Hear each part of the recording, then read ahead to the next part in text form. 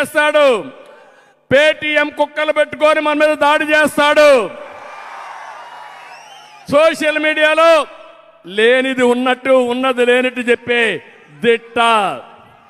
మీరు చూడండి, ఎవరైనా సిగ్గుంటే మొదటి రోజు ఇడుపులపాయ రాజశేఖర్ రెడ్డి సమాధి, ఆ సమాధి దగ్గర ఎవరిని తీసుకుపోయాడు? రాజశేఖర్ రెడ్డిని నమ్మిన బంటు. ఆయన శ్రీరాముడు అనుకుంటే అప్పట్లో ఆయనకు లక్ష్మణుడు మారిగా వివేక బాబాయ్. ఇద్దరు కలిసి గొడ్డల వేటితో ఇద్దరు కలిపి లేపేసిన వ్యక్తి వివేక. ఏం తమ్ముళ్ళు చూసారా? ఈరోజు ఆ బస్సులో ఎవరున్నారు? బస్సులో గొడ్డలి వేటేసిన వాళ్ళ బస్సులో ఉన్నారా లేదా? ఆయనే అవినాష్ రెడ్డి. ఆయనకి ఈరోజు ఎంపీ సీటు మళ్ళీ అంటే లెక్కలేనితనం అవునా కాదా? ఆరోపణలు వస్తే నిర్దోష అయిన తర్వాత ఇవ్వాలి తప్ప మధ్యలో ఇస్తే ప్రజల్ని ఎక్కిరించడమే అవుతుంది. నేను అడుగుతున్న, బాబాయినే గొడ్డలి వేటేసిన వాడు మీరు, నేను ఒక లెక్క. అర్థమైందా మీకు? అర్థమైతే చేతుల పైకి చెప్పండి మాకు అర్థమైందని. శభాష్, మిమ్మల్ని చూస్తే నాకు నమ్మకం వచ్చింది. మొన్నటి వరకు అనుమానం ఉండేది, మోసాలు మళ్ళీ చేస్తే నమ్మతారేమని భయం ఉండేది. నాకు అన్ని సందేహాలు తీరిపోయినాయి. ఇప్పుడు ఏమాత్రం అనుమానం లేదు, గెలుపు మనదే.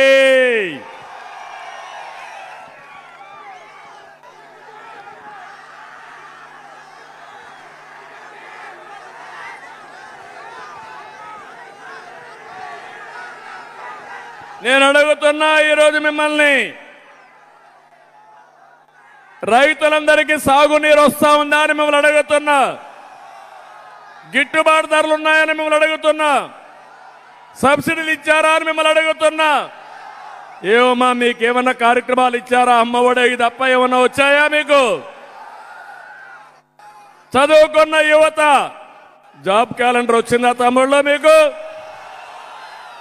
భవిష్యత్తు మీద ఆశ ఉందా? మీకు ఎక్కడన్నా ఒక ఉద్యోగం వచ్చిందా? మీకు మెగా డిఎస్సీ పెట్టారా? మీకు ఇంకా మీ కోపం రాలా?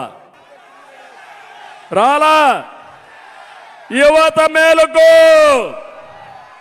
రోడ్డు మీదకి రా.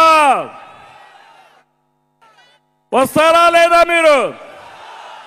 మళ్ళీ మీ భవిష్యత్తు కావాలంటే, మీకు ఉద్యోగాలు కావాలంటే ఎవరికేయాలి ఓటు? ఇంకో పక్క ఫస్ట్ టైం ఓటర్లు ఉన్నారు, వాళ్ళందరికీ విజ్ఞప్తి చేస్తున్నా, రోడ్డు మీదకి రమ్మని అలాంటి పిల్లలందరినీ. మీ భవిష్యత్తు కోసం ఓటేయండి. మీ భవిష్యత్తుకు గ్యారంటీ ఇచ్చే భరోసా నాదే అని మరొకసారి విజ్ఞప్తి చేస్తున్నా. పెట్టుబడులు లేవు, పరిశ్రమలు రావు, ఉండే పరిశ్రమలు పారిపోతాయి. బీసీ, ఎస్సీ, ఎస్టీ, మైనారిటీకి రక్షణ లేదు, వారికి గౌరవం లేదు, వారి సమస్యలు పట్టించుకునే నాదుడు లేడు. ఈ ఎన్నికల వేళ మీరు ఆలోచించండి. 5 ఏళ్లు రాజకీయం, 30 ఏళ్లు మీరు ఎన్నికెళ్ళిపోయారు, అవునా కాదా ఆలోచించుకోండి. ఇలాంటి వ్యక్తి ఈరోజు కొత్త వేషం వేసుకొని వస్తున్నాడు.